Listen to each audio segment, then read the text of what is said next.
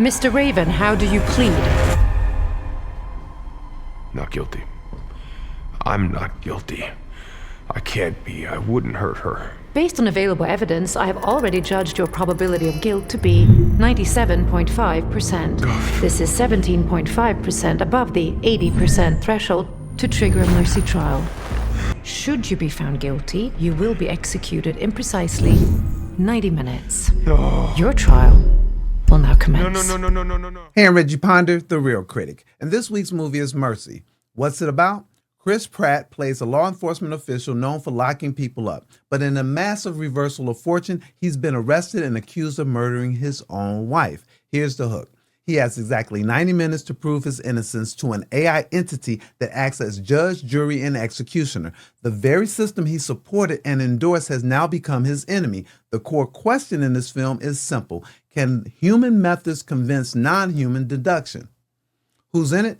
Chris Pratt, Kaylee Rice, Chris Sullivan, and Rebecca Ferguson, who plays that cold AI judge, including Kylie Rogers and Jeff Pierre.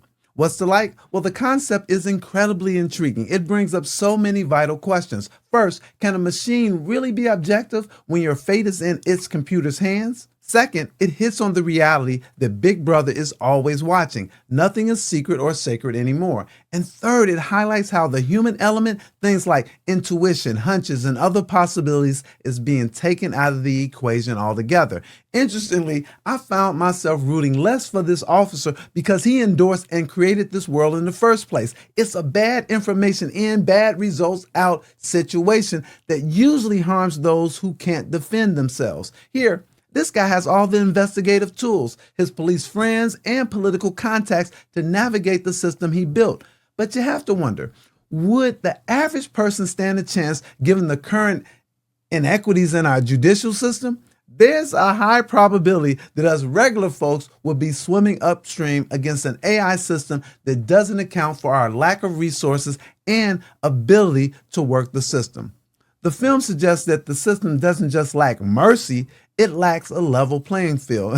And this film really makes you question, what kind of world are we creating? One devoid of human feeling and mercy? It's actually ironic that this film is titled Mercy because there is very little mercy to be found. Like iRobot, it does suggest that machines learn and become more human as they gather data, which is scary in itself. I also appreciate how the filmmakers managed to keep the intrigue and suspense high with a guy sitting in a chair for most of the movie. What's not to like? On the downside, there is a level of predictability, which hints at the solutions and the main conflict a bit too early. And also the glitches in the AI system weren't clearly explained. Was the system crashing, fighting itself, becoming independent, or learning in real time? This uncertainty is scary, especially if all of those things are true all at once.